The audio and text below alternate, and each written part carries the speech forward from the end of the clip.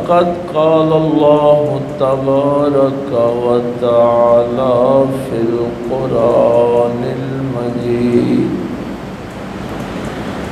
अऊज़ु बिल्लाहि मिनश शैतानिर रजीम बिस्मिल्लाहिर रहमानिर रहीम वल्तकुम मिनकुम उम्मतुन यदऊना इलल खैरि व यअमुरूना बिल मारूफि व यनहौना अनिल मुनकर व उलाइका हुमुल मुफ्लिहून। आमन्तु बिल्लाहि सदक़ल्लाहुल अज़ीम व सदक़ रसूलुहुन नबियुल उम्मियुल करीम व नहनु अला ज़ालिका मिनश शाहिदीन वश्शाकिरीन वल्हम्दुलिल्लाहि रब्बिल आलमीन। क़ाल अल्लाहु तबारक व तआला फ़ी शानि हबीबिही मुख़बिरन व आमिरा इन्नल्लाहा व मलाइकतहु युसल्लूना अलन नबी या अय्युहल्लज़ीना आमनू सल्लू अलैहि व सल्लिमू तस्लीमा।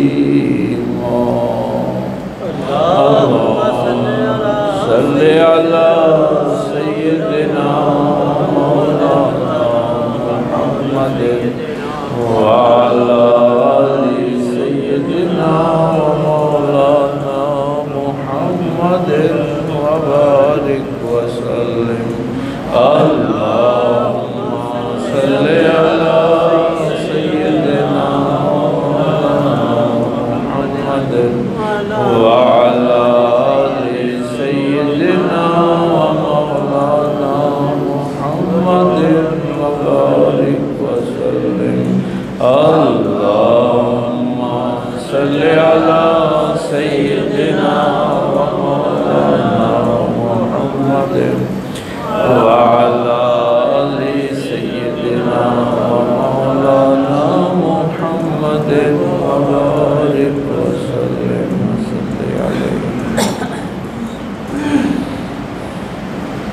अल्लाह रब्बुल इज़्ज़त की हम्द व सना के बाद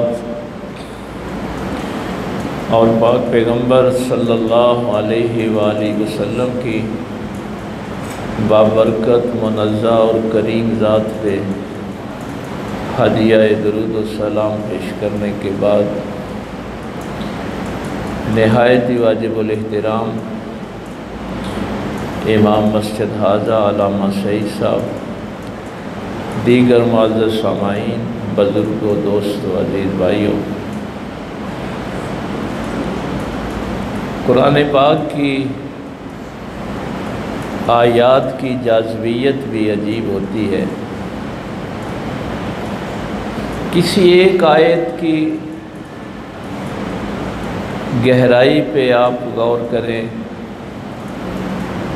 तो आप उसकी ज़हनी और क़ल्बी तौर पे जाज़बियत को महसूस करेंगे।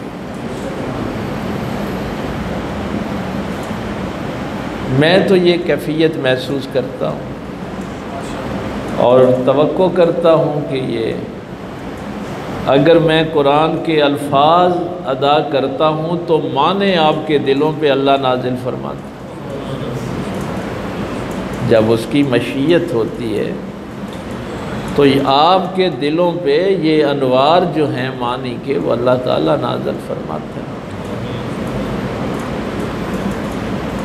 ज़ाहिरन आयत बड़ी सादा है, मफ़हूम बड़ा सादा है।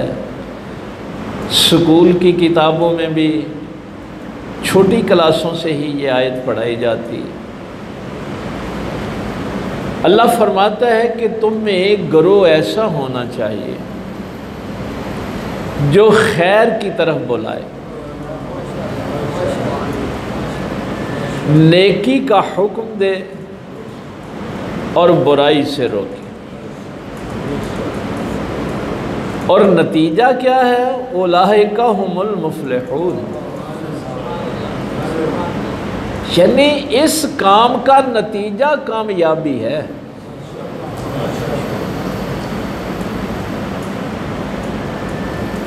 तो देखिए ज़ाहिरन, अच्छा ये मैं चूँकि एक टेक्निकल चीज़ है, उसूल दीन तो मैं आपको अर्ज़ करता रहता, ज़ाहिर है जिसमें इस दीन की बुनियाद है, तौहीद है, रिसालत है, आखिरत है, हुजूर की ख़त्म नबूवत है, ये उसूल दीन आपको मैं अर्ज़ करता रहता हूँ। फुरूए दीन में जो वाजिबात हैं, ये भी मैंने आपको बताया हुआ है। भाई ये सारी बातें आपको पढ़ाई हुई हैं पहले, वाजिब और मुस्तहब, दूसरी तरफ हराम और मकरूह, और पांचवी चीज़ मुबाह। यानी इस्लाम के जितने भी अहकाम हैं वो इन पांच चीज़ों के अंदर है। या कोई हुक्म वाजिब है या मुस्तहब है, अमर बिल मारूफ जिनका आपने हुक्म देना है, या कोई चीज़ हराम है या मकरूह है जिससे रोकना है, और पांचवी चीज़ मुबाह है। वाजिबात में जो सबसे बड़ा वाजिब है वो नमाज है। वाजिबात की जो फहरिस्त है ना फुरूए दीन में, नमाज उसूले दीन में नहीं है, फुरूए दीन में है।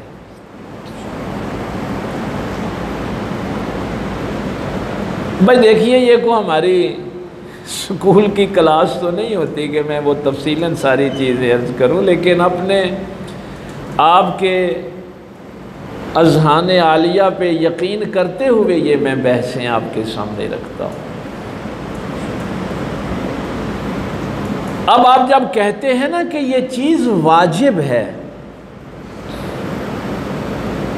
इसको समझें ज़रा। कोई भी चीज़ आप पे अल्लाह ने वाजिब की है तो उसकी अल्लाह को ज़रूरत नहीं, तुम्हारे फ़ायदे के लिए वाजिब की है। अल्लाह को कोई ज़रूरत नहीं है उसकी, वो गनी अलल इतलाक है। अब आपसे ये कहा जाता है ना, जबकि नमाज वाजिब है, तो आप कहते हैं इसकी दलील क्या है? ये पिछले जुमे मैंने एक जुमला आपके सामने कहा था, अगर आपके जहन में हो, कि ये जो मजहब का दायरा है, जहां अहकाम मजहब के आपने सीखने हैं, उसमें दलील या काल अल्लाह या काला रसूलुल्लाह, या ये है कि अल्लाह ने क्या फरमाया, या ये है कि रसूलुल्लाह सल्लल्लाहु अलैहि वसल्लम ने क्या फरमाया। अच्छा, वाजिब की एक और चीज़ भी सीख लें आज। जब भी कोई चीज़ आप पे वाजिब होती है, चूंकि अगर आप उसको छोड़ेंगे तो गुनाहगार है ना, ये कोई मामूली बात तो नहीं। अगर वाजिब छूट गया तो आप गुमराह हो जाते हैं, सख्त गुनाहगार हैं, और गुमराही की सज़ा जहन्नम है। यानी वाजिबात वो हैं जो हर सूरत में मैंने अदा करने हैं, उससे छुटकारा नहीं है, उनको वाजिबात कहते हैं। तो अगर कोई चीज आप पे वाजिब है और कोई बंदा कहता है कि ये वाजिब है तुम पे, तो आप उससे पूछेंगे कि दलील क्या है। तो वाजिब साबित करने के लिए या हुक्म नस्से कती कुरान से हो या रवायत मुतवातर हो, ये उसूल याद रखना है। अगर खबर आहद है, अखबार आहद जितनी भी है ना, मसलन एक सहाबी किसी हदीस को रवायत करता है तो उससे वाजिब साबित नहीं होता, यानी हुजूर की हदीस है, हुजूर का इरशाद है, लेकिन उसको अगर कम अज कम 7 रावियों ने, 7 बंदों ने रवायत ना किया हो तो वो तवातर के दर्जे को नहीं पहुंचती। तो वाजिब कब साबित होगा? या नस कुरान से हो या हदीस मतवातर से। ये उसूल जो है ना, ये आपने ज़हन में रखना। ये नहीं है कि हर बंदा आपसे कहता फिर वाजिब है वाजिब है। भाई आप उससे दलील पूछें, दलील क्या है? नमाज वाजिब है, क्या दलील है? अल्लाह ने कुरान में फरमाया अकीमुस्सलाह, नसे कती है, इन्नस्सलाता कानत अलल मोमिनीना किताबम मौकूता। तो वाजिब जो है ये ऐसे साबित नहीं होता, वाजिब का दर्जा बहुत बड़ा है। अब आप अगली जो बात है, जब आप कहते हैं ना क़ाल रसूलुल्लाह सल्लल्लाहु अलैहि वसल्लम, तो इसका दायरा फिर बहुत वसी है। आज सिर्फ आपने इतना सीखना है, क्योंकि फिर ज़्यादा सबक हो जाए ना तो फिर वो काम ख़राब भी हो जाता। नबी पाक सल्लल्लाहु अलैहि वसल्लम का कौल, फेल और तकरीर, नबी पाक सल्लल्लाहु अलैहि वसल्लम का कौल, फेल और तकरीर, या आपने फरमाया हो या करके दिखाया हो। मसलन यही हुक्म है अकीमुस्सलाह। अगर नबी पाक सल्लल्लाहु अलैहि वसल्लम की ज़ात मौजूद ना हो तो ये तो शुबा है। सलात का माना आप डिक्शनरी में देखेंगे तो इसका माना है दुआ। भाई दुआ तो जैसे जी चाहे की जा सकती है, जिधर को जी चाहे मुंह करके की जा सकती है। अब हुक्म वाजिब का है, नमाज पढ़नी है, कैसे पढ़ें? सल्लू कमा रअयतुमूनी उसल्ली। तो अगर कोई चीज वाजिब की शुबे में होगी तो शुबा दूर पैगंबर करेंगे।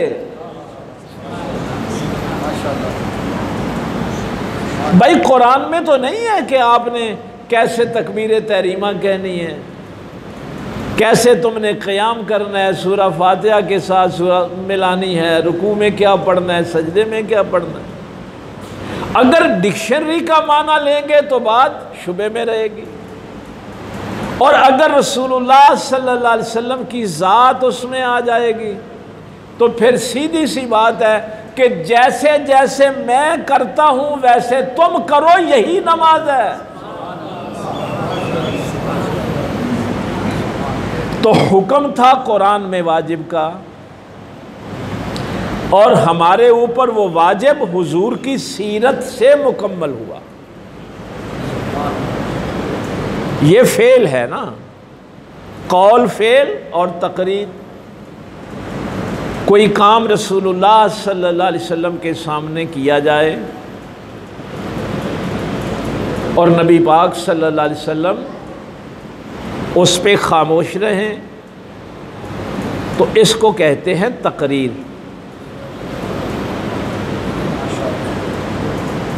नबी का कौल, फेल और तकरीर, हुक्म फरमाना, करके दिखाना, या ना हुक्म दिया ना करके दिखाया, किसी ने आपके सामने को काम किया और हुजूर खामोश रहे। इसी तरह सहाबी का कौल, फेल और तकरीर भी हदीस ही है।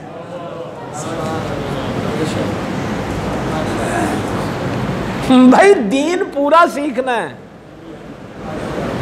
नबी का कौल, फेल और तकरीर भी हदीस है, और सहाबी का कौल, फेल और तकरीर भी हदीस है। ताबी का कौल फेल और तकरीर भी हदीस है। तो यहां पे ये हदीस के जो दर्जे हैं, इसका दायरा जो मैंने कहा ना कि वसी हो जाता है। अगर सनद पाक पैगंबर सल्लल्लाहु अलैहि वसल्लम तक मिलेगी तो उसको कहेंगे मरफू हदीस। अगर सहाबी तक सनद जाएगी तो फिर मौकूफ हो जाएगी, और अगर ताबी तक जाएगी तो फिर मकतू हदीस हो। ये चीजें जो हैं आपके जहन में होनी चाहिए कि वाजिब क्या होता है, जो आप पे लाजिम है, हर सूरत में आपने अदा करना है। आप छोड़ नहीं सकते वाजिब को।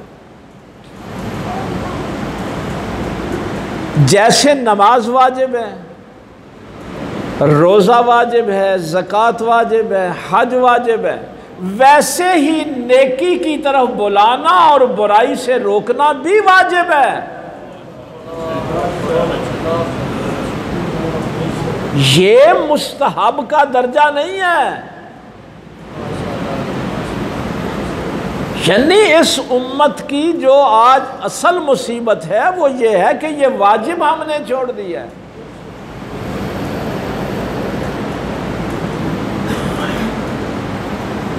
अच्छा, एक मैं दरमियान में जो इमाम बुखारी एक बात लेके आए हैं वो जहन में आ गई। नबी का कौल फेल और तकरीर, सहाबी का कौल फेल और तकरीर, ताबी का कौल फेल और तकरीर, इसमें थोड़ा सा फर्क भी समझ लें। सहाबी वो है जिसने ईमान की हालत में नबी की सोहबत इख्तियार की। बस ईमान की हालत में हुजूर की सोहबत में बैठा हो। कई कह देते हैं ना कि ईमान की आंखों से देखा हो। भाई फिर जो नबीना सहाबी हैं वहाँ क्या करेंगे, हैं? वो तो सहाबी ना बन सके ना। कई मौलवियों ने मैं सुनिया ईमान दी आँखां नाल नबी पाक नूं वेखना है। नहीं, ईमान की हालत में पैगंबर की सोहबत इख्तियार की और फिर उसी हालत में उसको मौत आए, उसी ईमान की हालत। वरना इसी कुरान में सूरह मुनाफिकून भी है। भाई मुनाफिकीन कुरान जिनका जिक्र करता है वो उसी दौर के हैं।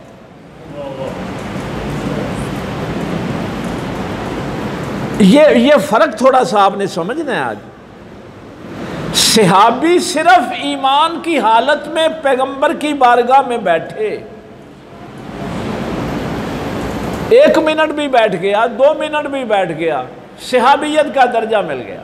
ये प्रोटोकॉल सिर्फ अल्लाह के महबूब का है। ये जो प्रोटोकॉल है ना, ये सिर्फ अल्लाह के महबूब सल्लल्लाहु अलैहि वसल्लम।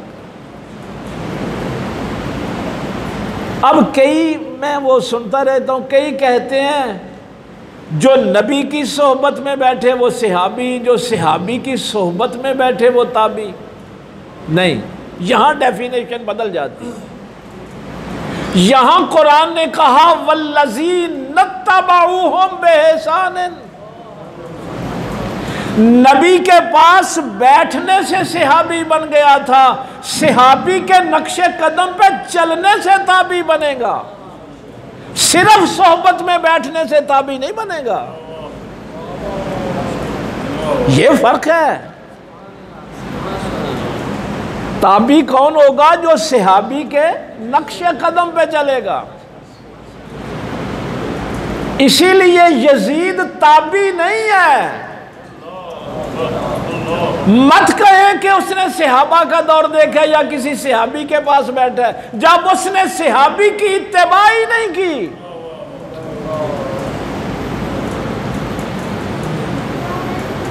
भाई नबी पाक सल्लल्लाहु अलैहि वसल्लम की बारगाह अक़दस में तो कोई एक लम्हे के लिए भी बैठा है ईमान की हालत में, उसी वक्त उसकी मौत आ गई, कोई नमाज नहीं पढ़ी, कोई रोज़ा नहीं रखा, वक्त ही नहीं मिला। उसका ये दर्जा है कि दुनिया के सारे गौस वली कुतुब अब्दाल इकट्ठे हो जाएं तो उसके कदम को लगने वाली खाक के बराबर नहीं हो सकता। ये प्रोटोकॉल सिर्फ मेरे पाक पैगंबर सल्लल्लाहु अलैहि वसल्लम। लेकिन अगर रवायत सहाबी तक जाके ख़त्म हो जाती है, ताबी तक ख़त्म हो जाती है, मक़तू हदीस होगी, क़ता की हुई होगा दर्जा हदीस का। लेकिन इमाम बुखारी एक बड़ा जुमला फरमाते हैं, किसी ने पूछा कि सबसे मजबूत सनद किसी हदीस की, किसी रवायत की, तो इमाम बुखारी ने फरमाया सबसे मजबूत सनद उस हदीस की है जिसको इमाम बाक़िर रवायत करे और वो कहें कि मैंने इमाम ज़ैनुल आबिदीन से सुना है, इमाम ज़ैनुल आबिदीन ने इमाम हुसैन से सुना है, इमाम हुसैन ने अली अल मुर्तज़ा से सुना है और अली अल मुर्तज़ा ने मुहम्मदुर रसूलुल्लाह से सुना है। फरमाया इससे मजबूत सनद किसी हदीस की नहीं हो सकती।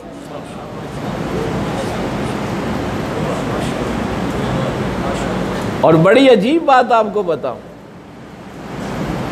सरकार इमाम जाफ़र सादिक रज़ी अल्लाह ताला अन्हु जब इमाम बाक़िर का विसाल हुआ ना, तो ज़ाहिर है लोग ताज़ियत के लिए आए, उलमा व मुज्तहिदीन भी आए सारे। तो उलमा जब ताज़ियत करते थे तो वो पता है क्या जुमला कहते, वो कहते थे उस हस्ती का इंतकाल हो गया है। इमाम बाक़िर, मोहम्मद बाक़िर का नाम उनका मोहम्मद था, मोहम्मद बिन अली, इमाम ज़ैनुल आबिदीन का नाम क्यों? इमाम मोहम्मद बाक़िर की ताज़ियत पे जो उलमा की बात कर रहा हूँ भाई, आम लोगों की नहीं बात कर रहा।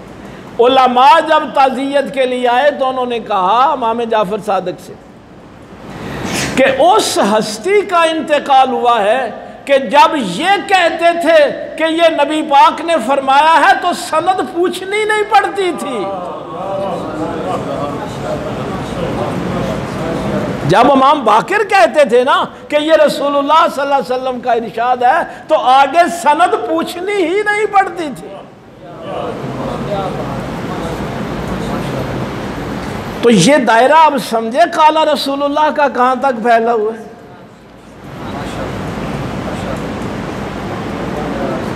लेकिन अगर आप अकीमुस्सलाह को देखेंगे, यानी कुरान करीम में दलील मौजूद है, लेकिन नमाज अदा कैसे करनी है वो रसूलुल्लाह सल्लल्लाहु अलैहि वसल्लम की सीरत से हमें पता चलेगा। और ये खैर की तरफ बुलाना, नेकी का हुक्म देना और बुराई से रोकना, ये हुक्म क्या है? वाजिब है। इसमें आगे थोड़ा सा जो इख्तिलाफ है उलमा में कि ये वाजिब ऐनी है या किफ़ाई है।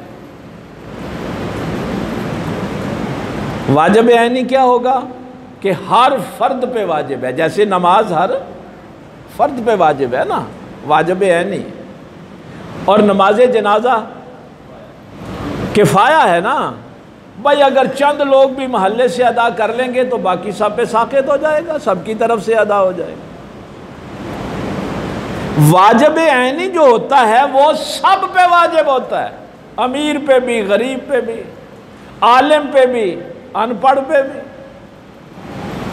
बड़े पे भी, छोटे पे भी। और ये जो किफ़ाया होता है ना, होता वो भी वाजिब ही है,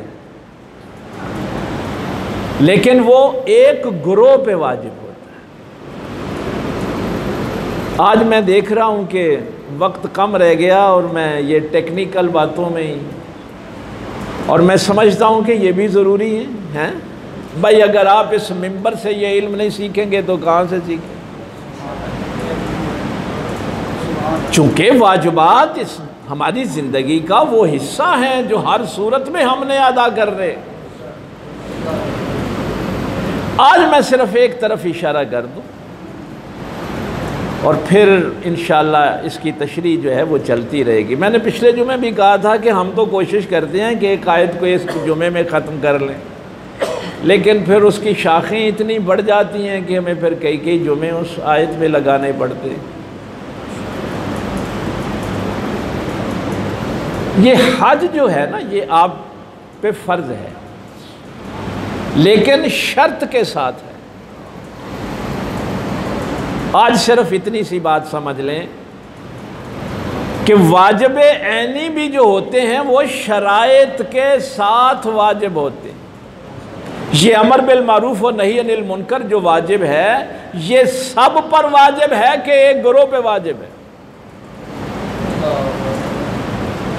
भाई देखिए, अगर 7 साल के बच्चे को नमाज का हुक्म देना है तो ये वाजिब सब पे है। इस मारूफ का हुक्म सब ने देना है। बेटा चोरी की चीज घर ले आया है तो इस मुनकर का वाजिब सब पे है।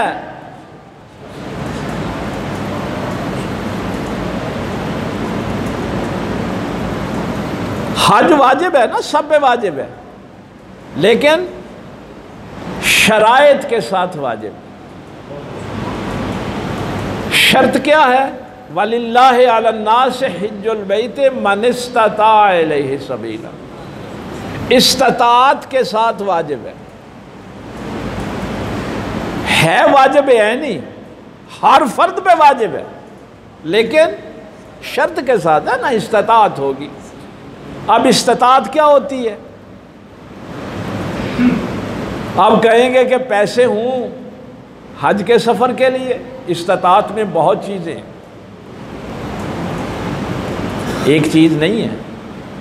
आपके पास इतनी रकम मौजूद हो कि आप खाना काबा के लिए सफ़र पे जा भी सकें और वापसी का खर्चा भी आपके पास हो। और जब आप वो 40 दिन, अब तो 40 दिन है, पहले 1 साल का ये सफ़र होता था, जितने दिन आपने हज पे रहना है उतने दिन का खर्चा पीछे बीवी बच्चों के लिए मौजूद हो। कहीं वो नादार ना हो जाए, फ़कीर ना हो जाए कि तुसी हज दे गए हो, वो तेरी जान नू रोन डे। तो इस्तात में तुम्हारा खर्चा भी हो और पीछे जो जिनकी तेरे ऊपर जिम्मेदारी है उतने दिन का उनका खर्चा भी मौजूद। उसके बाद कोई बीमारी ऐसी ना हो जो रुकावट बने, किसी बादशाह की तरफ से कोई रुकावट ना हो। यह हुकूमतों की तरफ से भी रुकावटें आ जाती। मैं इस्तात का दायरा आपको बता रहा हूं।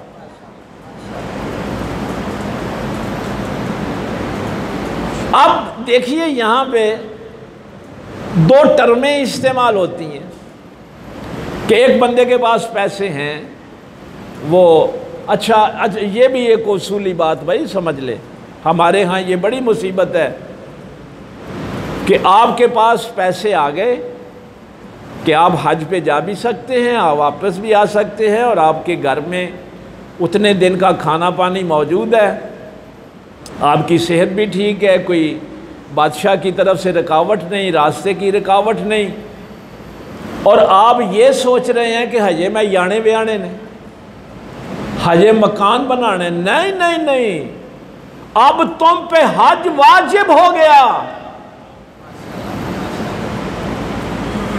और ये वो मौका है जब रसूलुल्लाह सल्लल्लाहु अलैहि वसल्लम ने फरमाया कि अब अगर कोई हज को नहीं जाता तो वो हमारी तरफ से यहूदी मर जाए या ईसाई मर जाए। ये नहीं आप कह सकते कि हजे तो मेरे याने व्याण वाले ने, हजे तो मेरे और बड़े काम करने वाले। नहीं, जब अल्लाह का वाजिब आ गया है तो फिर और कोई काम नहीं है। अब ये मुअय्यन और साकित कब होगा?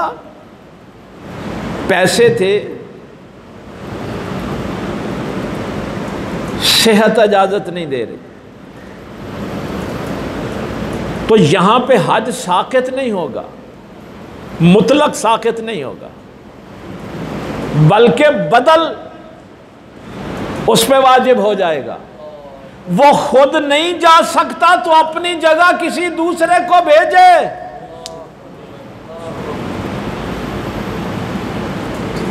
वो ये बहाना नहीं लगा सकता कि गवर्नमेंट की तरफ से पाबंदी है, मेरी सेहत इजाजत नहीं दे रही। अब हज्जे बदल है। मेरे पास एक ना बंदा आ गया, कहने लगा अब्बा जी फौत हो गए। मैंने कहा देखिए, मुझे पता चला है कि उनकी ज़िंदगी में उन पे हज वाजिब था, तो ऐसा कर, अच्छा हज बदल के लिए ये ज़रूरी है कि जिस शख्स को आपने हज के लिए भेजना है उसने पहले अपना हज अदा किया हुआ हो। हज बदल में ये शर्त है कि जिस शख्स को आपने हज बदल के लिए भेजना है ना, उसने अपना हज पहले अदा किया हुआ हो। मैंने कहा भाई देखिए, पहले तो पैसे खर्च करो, चूँकि वो वाजिब जो है उसकी सज़ा तेरे बाप को कब्र में हो रही है, तो उसका वाजिब अदा करो। कहने लगा मैं तो एक मौलवी साहब को गया हाँ, उन्हें आख्या सी कि तू ख़त्म दुआ लै, कोई नात खां सदांगे, कोई लंगर शंगर पकावांगे, वो दफ बजाण वालियां बीबियां को नातां पढ़नगियां, महफिलां होंगियां हैं। ये तो हमारा हाल है, हमें पता ही नहीं है कि वाजिबात कैसे अदा करने। भाई ये जुल्म ना करें, आपकी मेहरबानी। आपके वालिदैन में से अगर कोई फौत हो जाता है तो सबसे पहले देखें कि उन पे ऊपर वाजिबात क्या थे। अगर उनकी ज़िंदगी में उन पे हज वाजिब था और वो अदा नहीं कर सके तो फौरी तौर पे उनके हज बदल का एहतमाम करें। अगर उनके कोई रोज़े रहते हैं तो उनके रोज़ों का फिदिया अदा करें। अगर उनकी कोई ज़कात रहती है तो उनकी ज़कात अदा। ख़त्म तो आप 40,000 भी दिलवा लेंगे, उसको तो वाजिब की सज़ा हो रही है। ये जो मैं रोता रहता हूं ना, कि अगर कोई शख्स इसी दुनिया को जिंदगी समझता है तो वो तो समझेगा कि मैं महफिल नात करवाऊंगा तो मुझे पैसे मिलेंगे, इन्हां दा अब्बे नूं सजा कवर च हुंदी है ते बई होए।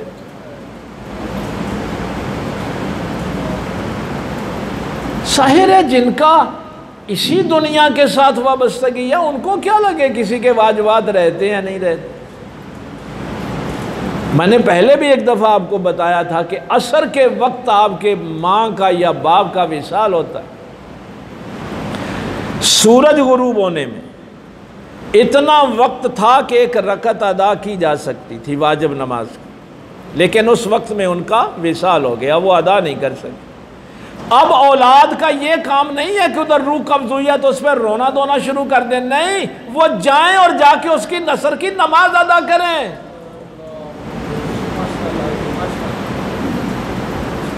या उस नमाज का फिदिया अदा करें।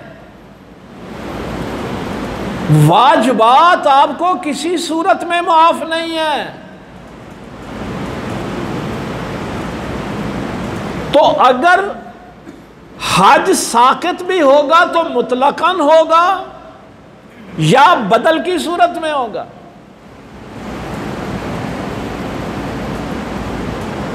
भाई हम दीन तो सीखते नहीं, सारी ज़िंदगी जुमे पढ़ते रहते हैं और दीन का पता नहीं होता।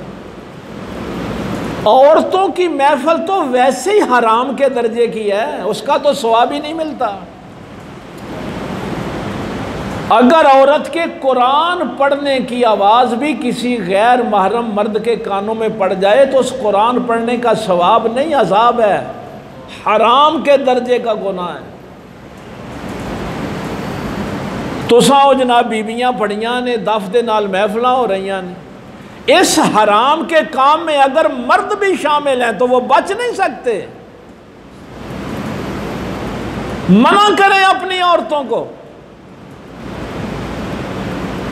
जो शरीयत के मसले लिखे हुए और गुनाह भी कोई मकरूह के दर्जे का नहीं, हराम के दर्जे का है, तुम समझते हो कि हम नाते पढ़ रहे हैं।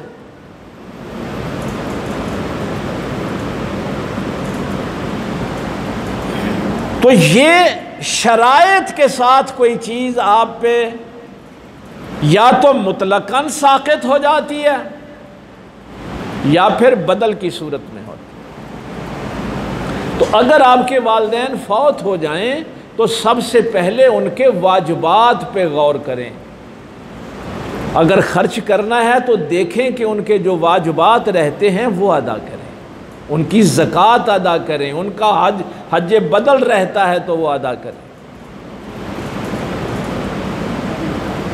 ये बड़ा सख्त हुक्म है। सरकार ने फरमाया वो हमारी तरफ से यहूदी मर जाए या ईसाई मर जाए, भाई जाना तो उसी वक्त ही है ना जब आपकी दरख्वास्त मंजूर होगी, लेकिन इरादा आपने उसी दिन कर लेना है जिस दिन आप साहब इस्तात हुए थे। नीयत उसी दिन कर लेनी है।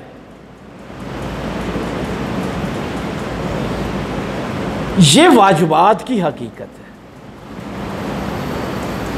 तो ये किस दर्जे का हुक्म है? नेकी का हुक्म देना और बुराई से रोकना वाजिब है। कहीं ये वाजिब ऐनी होगा और कहीं वाजिब किफाया होगा। दोनों सूरतें अलामा साहब होंगी ना।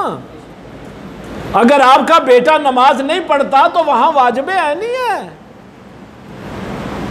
आप पे फर्ज है कि 7 साल का बच्चा हो गया तो उसको नमाज का हुक्म दो, 10 साल का हो गया है तो अब उसको एहसास दिलाओ कि मेरा तेरे साथ कोई ताल्लुक नहीं अगर तूने अल्लाह को सजदा नहीं करना। ये सजा है। अब उसको अपने बिस्तर पे लटा के लाड प्यार नहीं करना, उसको एहसास दिलाओ। वाजिबात वाजिबात हैं। लेकिन एक जुमला कह के मैं, जाहिर है वक्त हो गया है, अब किफ़ाया कहाँ होगा? अमर बिल मारूफ और नही अनिल मुनकर किफ़ाया के दर्जे में कहाँ जाएगा? भाई अगर किसी को मारूफ का इल्म ही नहीं तो वो हुक्म क्या देगा? अगर किसी को मुनकर का पता ही नहीं तो वो रोकेगा क्या? तो ये वो मुकाम होता है जहां पे फिर अल्लाह फरमाता है कि एक जमात तो हो जिनको मारूफ का भी पता हो, मुनकर का भी पता हो। कम से कम वो जमात तो नेकी का हुक्म दे और बुराइयों से रोके। और जो इसको वाजिब ऐनी कहते हैं उलमा, वो कहते हैं कि अब तुम्हारा क्या फर्ज है? तुम कहते हो जी मुझे मारूफ का इल्म नहीं, तमाम मारूफ का मुझे इल्म नहीं है, तमाम मुनकरात का मुझे इल्म नहीं है। तो अब जिनको इल्म है उनका साथ दो, ये भी वाजिब है। नारे तकबीर, नारे रिसालत, नारे हैदरी, हुजूर किबला आलम आस्ताना या नगर शरीफ। तो अब देखें ये वाजिब जो है ये इनफरादी सतह पे भी और इज्तिमाई सतह पे भी। कितने लोग हैं जिनको पता है कि मेरे ऊपर वाजिब है नेकी का हुक्म करना और बुराई से रोकना? यानी कितने लोगों को इस बात का इल्म है? और वाजिब ऐनी है कि वाजिब किफाया ऐनी कब होगा, किफाया कब होगा? सारी जिंदगी नारे लगा के जाते रहे। तो उसूले दीन भी सीखें, फुरूए दीन भी सीखें। इमाम निसाई की वो रवायत शायद पिछले जुमे मैंने कही थी या नहीं कही थी, चलो दोहरा देता हूँ। हज़रत अबू सईद खुदरी रज़ी अल्लाह ताला ने, इमाम निसाई इस रवायत को लेके आए कि जब क़यामत वाले दिन अल्लाह पूछेगा कि तेरे सामने मेरे हुक्म की नाफरमानी हो रही थी और तू खामोश रहा। मसलन भरा नहीं विआह ते सद लिया ते नाल ही शराब भी ते कंजरखाना भी सद लिया। अब अल्लाह के हुक्म की नाफरमानी हो रही है ना। अब अल्लाह पूछेगा कि वहां तू खामोश रहा। तेरे दोस्त ने तुझे बेटे की शादी पे बुला के नमाज की बेहुरमती की, अजान हो रही थी और तुम बैठ बाजे बजा रहे थे। दीन की बेहुरमती होती रही और तू खामोश रहा। वो शख्स कहेगा या अल्लाह मुझे बंदों का खौफ था कि जे हुण मैं इत्थे कुया ते मेरे भरा नाराज़ हो जाणगे, लै तू साडे खुशी के मौके ते आण के एक ही गल्लां शुरू कर दी, मेरा दोस्त नाराज़ हो जाएगा, मेरे भाई नाराज़ हो जाएंगे। तो अल्लाह ताला पता है आगे से क्या फरमाएगा? अल्लाह फरमाएगा कि अगर डरना ही था तो सबसे ज्यादा मेरा हक था कि मुझसे डरा जाता। तू बंदों से डरता रहा और अल्लाह का डर तेरे दिल से निकल गया। कुछ नहीं कर सकता था तो उस बुरी महफिल से अलहदा ही हो जाता। ये क्या बात हुई कि बंदे नाराज ना हो जाएं? कल जब कब्र में जाना है तो उन बंदों ने तुझे बचाना है। ये काम क्यों हो रहे हैं कि हमने ये वाजिब छोड़ दिया। जिसका वाजिब कब साबित होता है? जब हुक्म कुरान में हो या हदीसे तवातर से। इसका हुक्म कोई एक जगह नहीं आया अमर बिल मारूफ व नही अनिल मुनकर का, ये तो कुरान में बहुत सी जगहों पे आया। लेकिन हम सारे मुसलमान इस वाजिब से बेखबर हैं। हाँ, वाजिब ऐनी और वाजिब किफ़ाया की हम इंशाअल्लाह आगे भी अल्लाह ने मौका दिया तो अगले जुमे भी तशरीह होगी। अल्लाह ताला अमल की तौफीक दे। व आखिर दावाना।